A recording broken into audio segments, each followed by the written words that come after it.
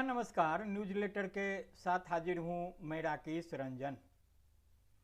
महाकुंभ के दौरान मौत, यह मौत बेशक संस्थागत मौत है, क्योंकि एक मौत नहीं हुई, कई लोगों की मौत हुई है।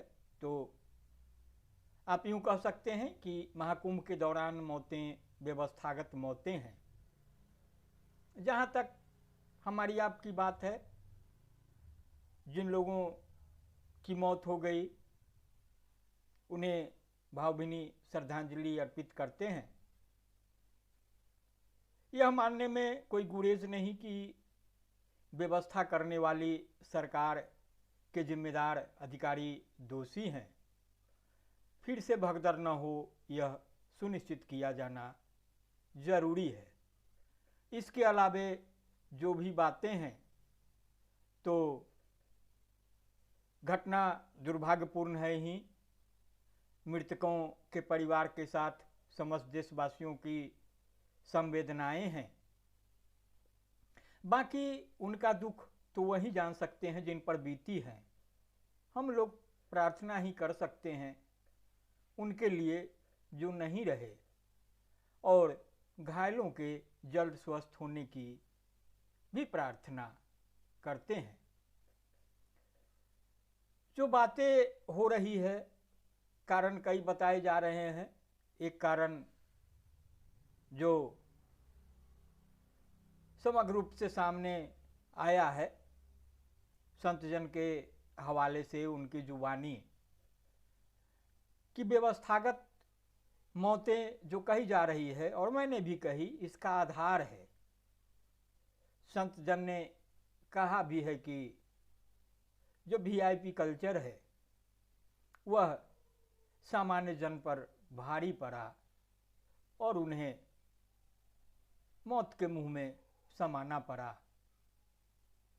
प्रशासन की जो बात है और प्रशासन की जो व्यवस्था थी, ज़्यादा इस बात पर केंद्रित थी कि जो वीआईपी लोग हैं उनको स्नान कैसे कराया जाए सहूलियत के साथ। आमजन उनकी प्राथमिकता सूची में नहीं थे। बातें बहुतेरे हो रही है। जहां इस बात की चर्चा हो कि फला ने कितनी डुबकी लगाई, फला डुबकी नहीं लगा सके, इस चर्चा से अलग कि आपने डुबकी लगाई तो कैसे लगाई, आपके लिए वहाँ क्या क्या सहूलियतें थी, क्या बातें थी। बहरहाल जहाँ तक मीडिया की बात है, लोकतंत्र का चौथा स्तंभ है, तो देख ही रहे हैं कि किस तरीके से संवेदनहीनता के साथ मीडिया पेश आ रहा है। हालांकि यह जो संवेदनहीनता है, यह आम जनमानस के लिए ही है। व्यवस्था की खामियों को उजागर करने में, असल दोषी को सामने लाने में मीडिया की कहीं रुचि नहीं दिखती। कुंभ में भीड़ प्रबंधन चाहे जैसा रहा हो, एक प्रतिक्रिया है। चूंकि सकारात्मक हमारा जो देश है, सकारात्मकता के मामले में चाहे राजनेता जितना भी खेल तमाशा करें, जितनी भी बातें कर लें नकारात्मकता की, लेकिन आम जनमानस में जो सकारात्मकता, तो एक प्रतिक्रिया ध्यान खींचती है कि श्रद्धालुओं की बेहद संख्या होने के कारण, अधिक संख्या होने के कारण भीड़ बेकाबू हो गई, पुलिस रोकती रही और जनसैलाब उमड़ पड़ा। प्रशासनिक व्यवस्था में कोई कमी नहीं थी, लेकिन लोगों को कौन समझाए। यह सकारात्मक सोच की बातें हैं, लेकिन यह सवाल अभी भी लाजवाब है कि कोई कमी नहीं थी तो फिर कुव्यवस्था हुई कैसे? फिर व्यवस्था का क्या मतलब है? व्यवस्था किस लिए की जाती है? व्यवस्था जो की जा रही थी उसमें इस सवाल को प्राथमिकता नहीं दी जा रही थी कि अगर ऐसा होगा तो क्या होगा, जब भीड़ बेकाबू हो जाएगी तो क्या होगा। पुलिस और लोग नहीं मानेंगे तो क्या होगा, उसके लिए क्या इंतजाम है। बहरहाल कुंभ में भीड़ प्रबंधन चाहे जैसा रहा हो, लेकिन भगदड़ मचने और कई लोगों के मारे जाने के बाद मीडिया में हेडलाइन प्रबंधन बेहद चाक चौबंद रहा। जो खबरिया चैनलें हैं उस पर भी देखा तो जो बातें तैर रही थी, पीएम मोदी ने सीएम योगी से बात की, मोदी ने योगी से दोबारा बात की, 1 घंटे में 2 बार मोदी ने योगी से बात की, केंद्र की तरफ से भरपूर मदद का भरोसा दिलाया। अमित शाह ने योगी से बात की, जेपी नड्डा ने योगी से बात की। योगी स्थिति पर नजर रखे हुए हैं, कुंभ मेला क्षेत्र में हालत सामान्य है, स्थिति पूरी तरह नियंत्रण में है।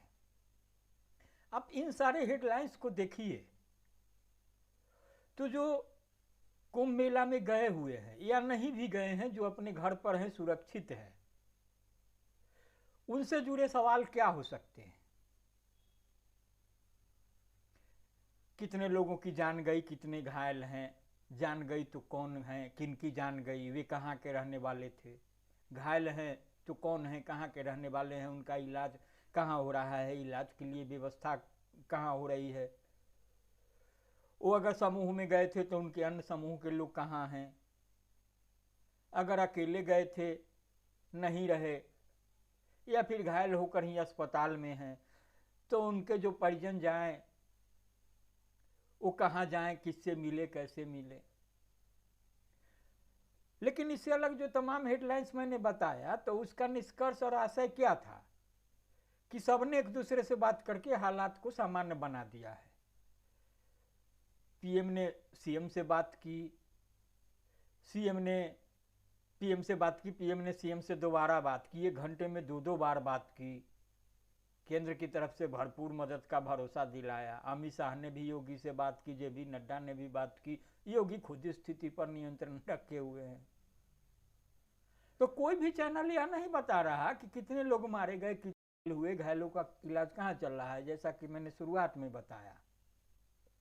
सारे चैनल पिछले कई दिनों से बता रहे थे कि कुंभ में श्रद्धालुओं के लिए उत्तर प्रदेश सरकार ने विश्व स्तरीय इंतजाम, और इतना बड़ा हादसा होने के बाद भी बिना किसी लाज शर्म के अभी भी विश्व स्तरीय इंतजाम का राज गलापा जा रहा है।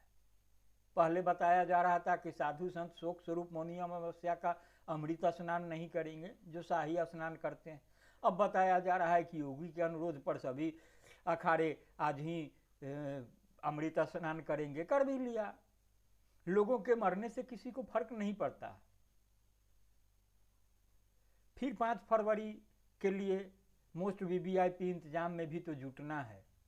जो मैंने वीआईपी कल्चर की बात की, शाह जी आए, डुबकी लगाए, राजनाथ जी आए, वो अखिलेश आए, कौन कौन आए नहीं आए तमाम। तो 5 फरवरी को मोस्ट वीवीआईपी इंतजाम में जो जुटने की बात है, तो वहाँ हमारे मोदी जी का स्नान होना है, प्रधानमंत्री नरेंद्र मोदी का। तो एक टिप्पणी है कि जब साक्षात अवतार पुरुष कुंभ में जुटे साधु संतों को दर्शन देने और स्नान करने आएंगे, तो स्वाभाविक है कि वो बहुत अभूतपूर्व क्षण होगा, अभूतपूर्व पल होगा। मोस्ट वीवीआईपी इंतजाम तो करना ही होगा, क्योंकि सामान्य पुरुष नहीं है, अवतार पुरुष हैं। तो फिर वही आम जन के लिए वही निष्कर्ष, वही कि उनका दुख तो वही जान सकते जिन पर बीती है। हम लोग प्रार्थना कर सकते हैं उनके लिए जो नहीं रहे, घायल, जो घायल हैं, उनके जल्द स्वस्थ होने के लिए। लोगों के मरने से किसी को क्या फर्क पड़ता है। तो बहरहाल इतना ही, प्रतिक्रिया से अवगत कराएंगे। नमस्कार।